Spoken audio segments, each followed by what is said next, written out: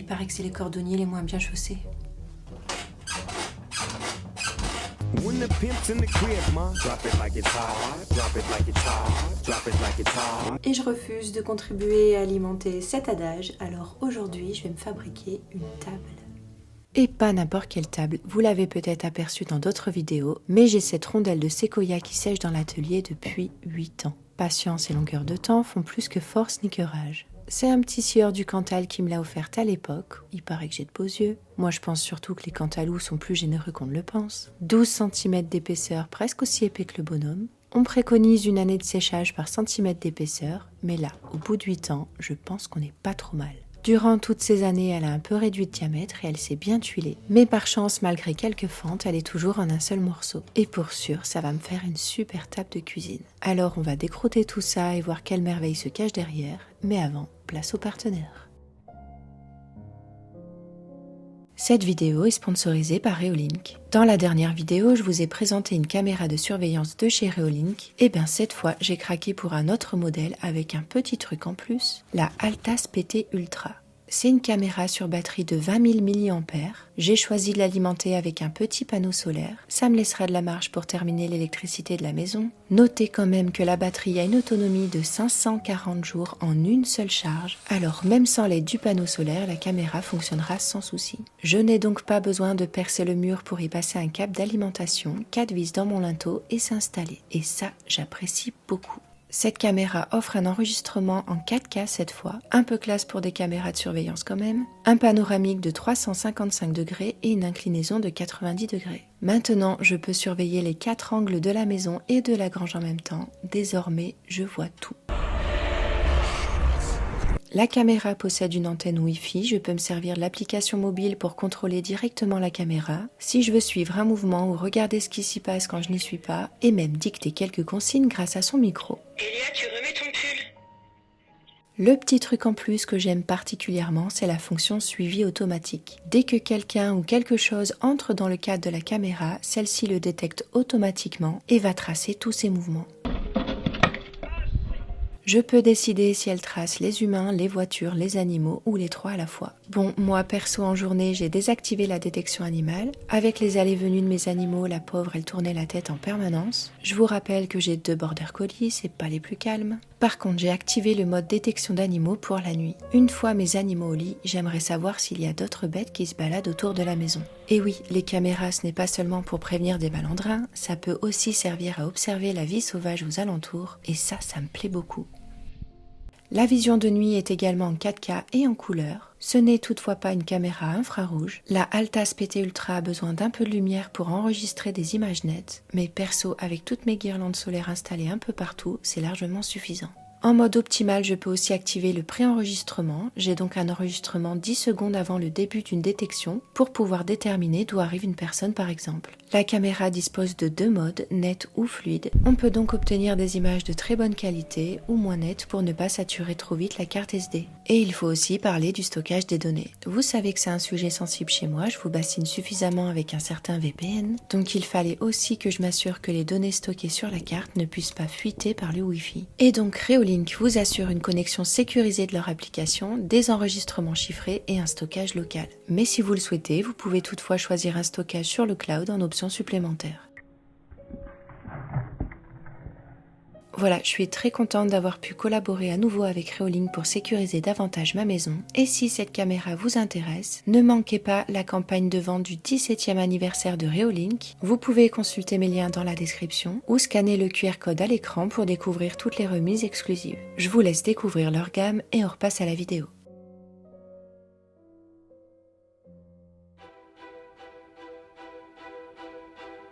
De retour sur ma rondelle, il va falloir dégauchir la bête et ça va demander un peu de préparation.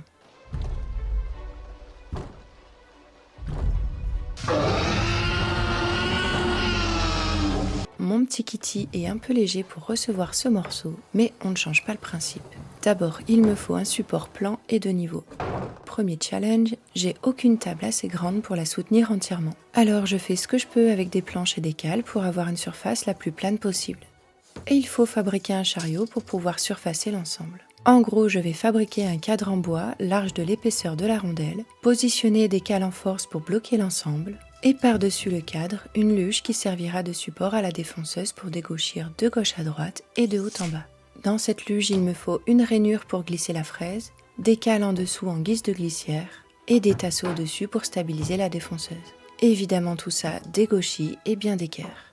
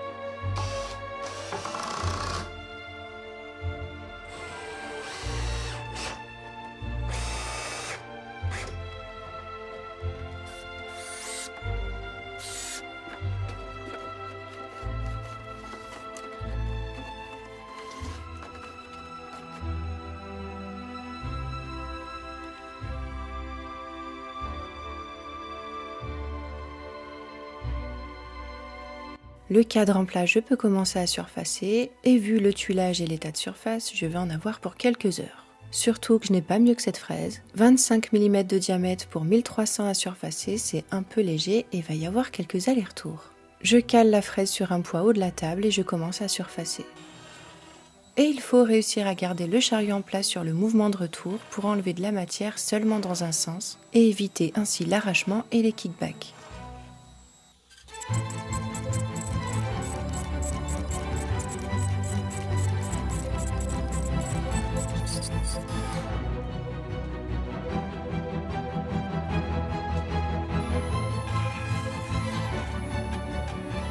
Et là, on déroule tout doucement. On essaie d'aller le plus loin possible en gardant le dos aligné et droit.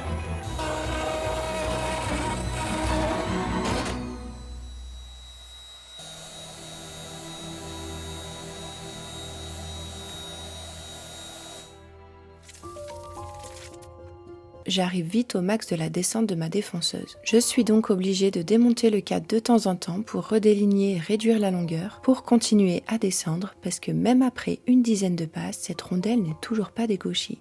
Bon là j'ai abandonné la méthode InShape et je suis passée au mode grenouille. On fait ce qu'on peut pour soulager son dos.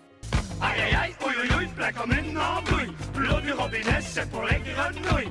Je réduis un peu la profondeur de mes passes et je réalise que ma luge est un peu trop souple. Alors quand j'arrive au milieu de la table, le poids de la défonceuse cintre légèrement le bois et donc la défonce est plus profonde au centre. C'est léger mais suffisant pour ne pas obtenir une surface parfaitement plane. Notez que pour des grandes longueurs, un rail métallique est nettement plus adapté.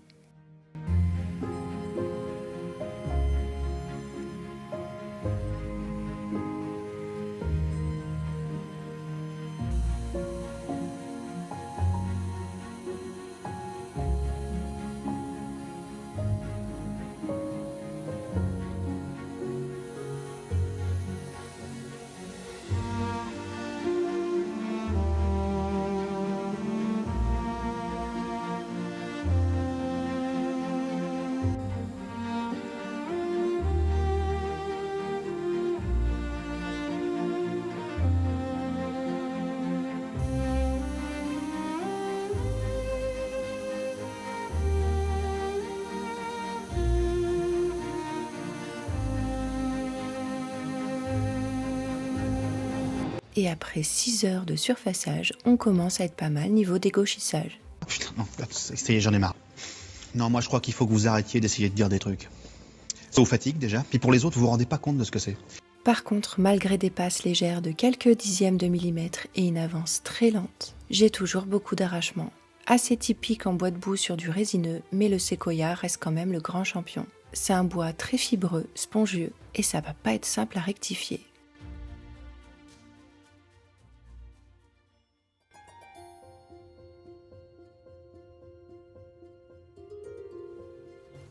Là c'est quand même bien ouvert, là il y a un pas stable. À ma foi ça va être ce côté. Pour les fentes et nœuds instables, au départ je voulais simplement poser des papillons pour stabiliser tout ça, Mais j'ai ensuite songé à toutes les petites miettes qui vont aller se coincer au fond des fentes, rendant le nettoyage de la table impossible. Tu sais, les petites pièces noires de toast, là? Alors, pour éviter ça, il n'y a pas 1000 solutions, je vais couler de la résine. Je choisis un scotch bien costaud pour boucher les fentes et trous, et j'insiste bien sur le collage. J'espère que c'est bien étanche ce scotch là.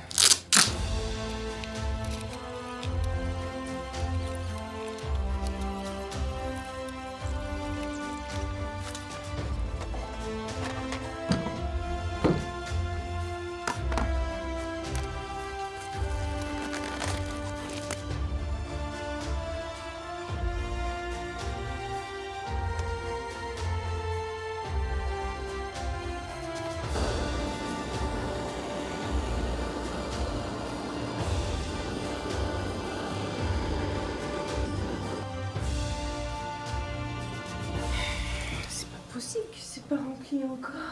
Ouais, je sais pas, mais c'est un peu épais, hein. Bah, c'est un peu épais, ouais. Alors, ça y est, il est fond, Je peux y aller encore, hein.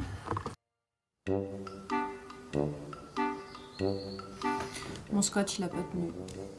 Je m'en doutais, je le savais. J'en ai marre d'avoir toujours raison. Il s'est ouvert et toute la résine est passée à travers. Voilà. En plus, ça a bousillé ma table. Je pense que si cette table avait été en appui directement sur la table là, ça aurait maintenu le scotch. Mais j'avais trop peur d'une fuite et justement que la résine colle les deux tables ensemble. Donc c'est pour ça que j'avais mis le maximum de parties un peu ouvertes, quoi. Et du coup, bah, tout est passé à travers. Donc voilà, j'ai bousillé 1,5 litre de résine et il faut tout recommencer. Je suis dégoûtée. Ah, mince. En plus, j'ai peur que la résine, ça s'est diffusé partout là et que ça me fasse des taches après. En fait, que ce soit pas le cas. Et on recommence depuis le début. Cette fois, je plaque des morceaux de médium et contreplaqué que je scotche également pour pouvoir les décoller facilement une fois secs et un peu de colle chaude pour coller et rendre étanche tout ça. Par contre, la résine, je vais en passer un sacré paquet, je pense. Il n'y en aura plus assez pour faire des bijoux après. Donc rendez-vous sur la boutique en ligne pour profiter des derniers exemplaires parce que je ne vais pas en racheter de la résine.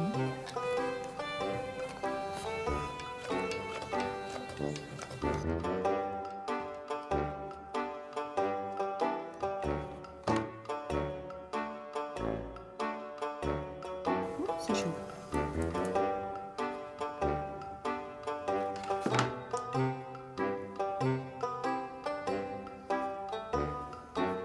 Je pense que ça va donner mon histoire.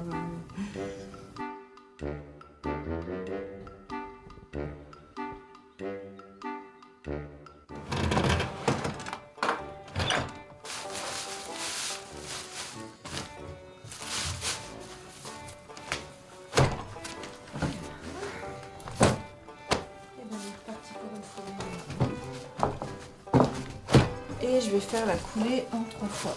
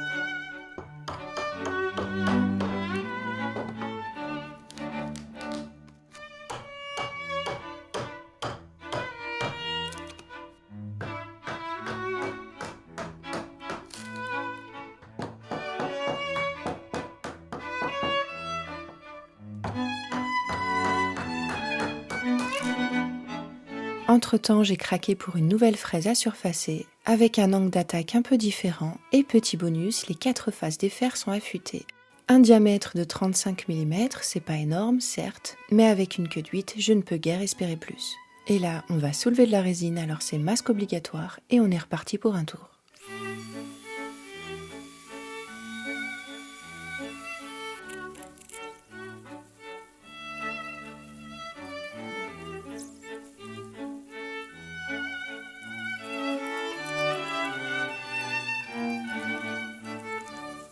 Et ce que je craignais est arrivé. La résine s'est diffusée horizontalement dans le bois. Vous comprenez à présent le terme de spongieux pour désigner le séquoia ? Il a bu de tous les côtés et je ne peux évidemment pas laisser ces vilaines traces. Alors je vais encore devoir réduire l'épaisseur en espérant que la diffusion ne descende pas trop loin.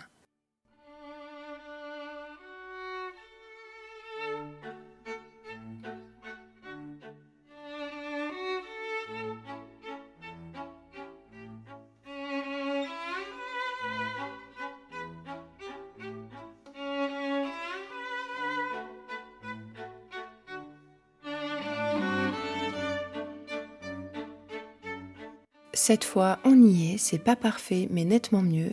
Avec les échauffements et variations de teintes, j'ose espérer que ça passera incognito. Par contre, j'ai toujours autant d'arrachements avec cette fraise. Je vais donc passer encore quelques heures au ponçage.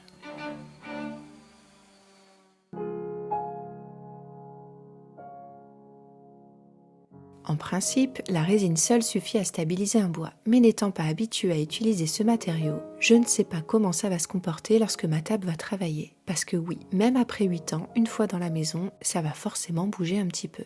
Je joue donc la prudence et je vais quand même ajouter des papillons, pour éviter que les fentes ne s'ouvrent davantage et fassent éclater la résine. Et en plus d'une contrainte mécanique, ça apporte un petit côté esthétique très appréciable. J'aime particulièrement réaliser cet assemblage, alors je me fais plaisir, et des papillons, il va y en avoir un certain nombre.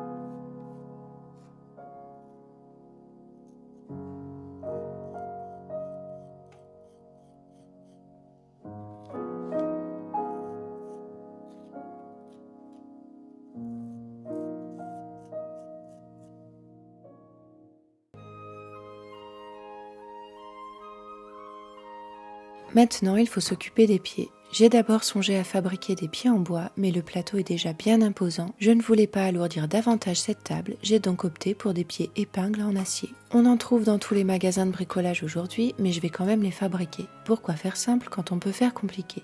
Dans une ressourcerie, je suis tombée sur des pentures de volets. Ça va me faire une base assez solide pour accueillir les épingles avec toutefois un peu de préparation.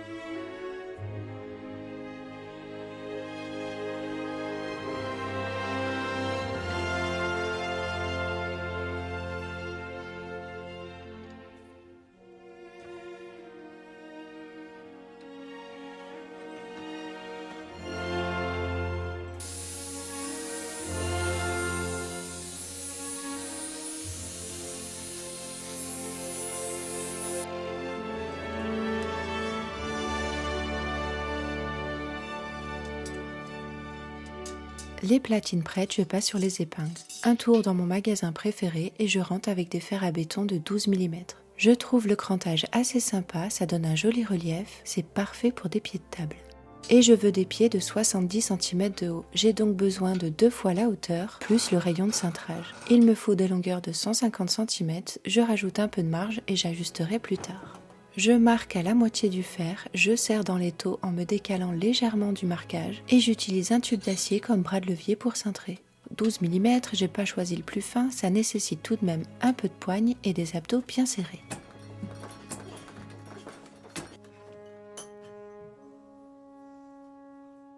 Et pour m'assurer d'avoir 3 pieds identiques, j'ai fabriqué un gabarit. Ça me permet de vérifier à la fois le rayon du bas, l'entraxe du haut et de couper les pieds à longueur.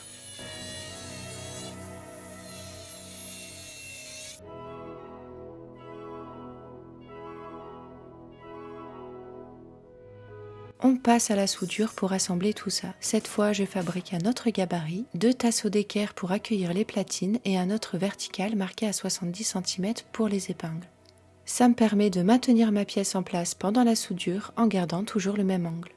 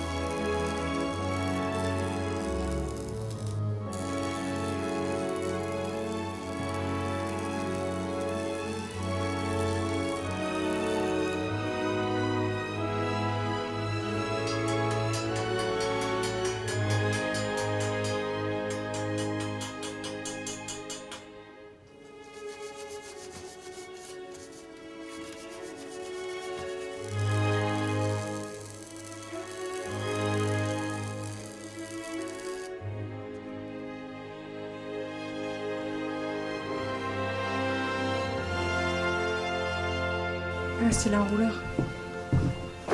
Ouais.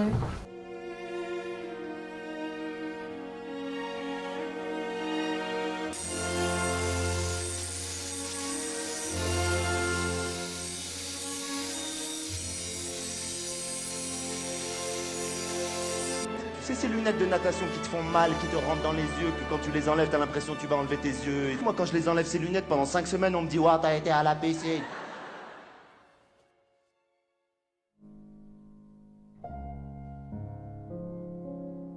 On commence par un petit coup d'alcool à 95 degrés pour nettoyer la table et retirer toutes les poussières. Pour la finition, cette fois on oublie mon encaustique habituel, pas de térébenthine dans la cuisine, et mon alternative préférée pour l'alimentaire, Rubio. Une huile certifiée contact alimentaire et zéro cove, résistante aux rayures, à l'eau, aux taches, facile à appliquer et un séchage rapide, que demande le peuple. Pour la quantité, j'y vais par petites doses, j'ai tendance à en faire beaucoup trop. Et si on ajoute l'accélérateur comme moi ici, on doit tout passer dans l'heure. Donc on y va doucement. Et si les produits Rubio vous intéressent, je vous mets un lien en description avec une petite promo.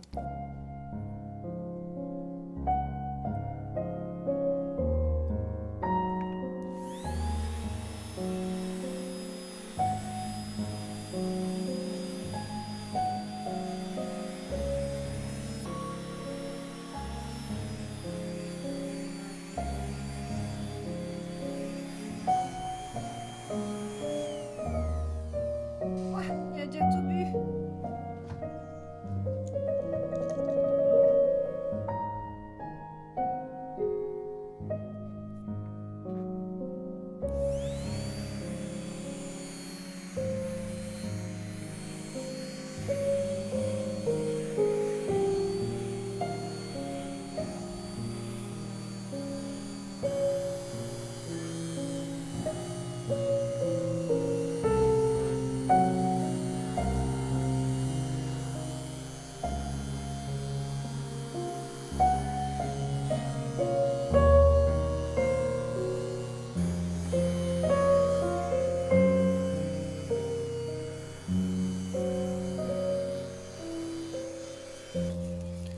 Bon, je suis censée essuyer l'excédent, mais il n'y a pas d'excédent. Elle a tout bu.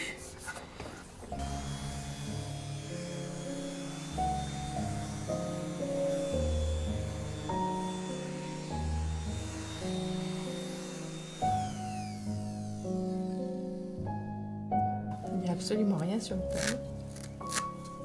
Bon, je crois que je vais faire plusieurs couches quand même, parce que ça a soif, ça a soif.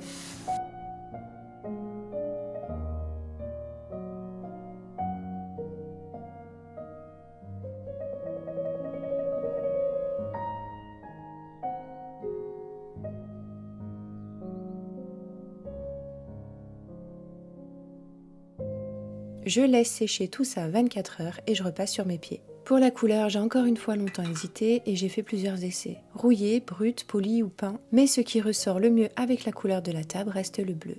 Et oui, encore du bleu. Mais encore une fois, je veux un bleu bien précis. J'aimerais leur donner un aspect vert de gris, en somme un bleu délavé, et je vais faire ça en plusieurs étapes. D'abord, je tartine le tout de peinture, je laisse sécher 24 heures et je viendrai brosser plus tard. Le lendemain, quelle surprise au réveil, on est venu déféquer sur ma table fraîchement huilée. Et on m'a fait la totale. Et devinez qui sont les coupables?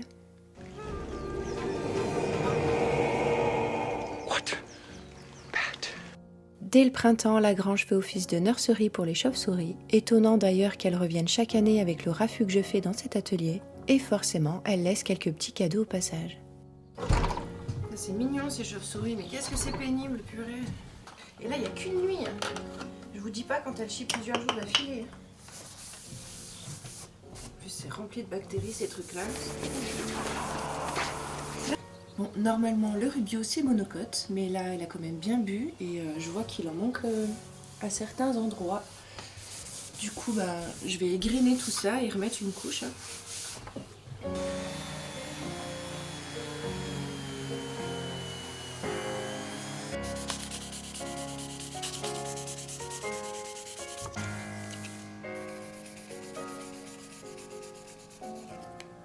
Bon, c'était quand même pas l'idée du siècle, là, cette table en séquoia en guise de table de cuisine.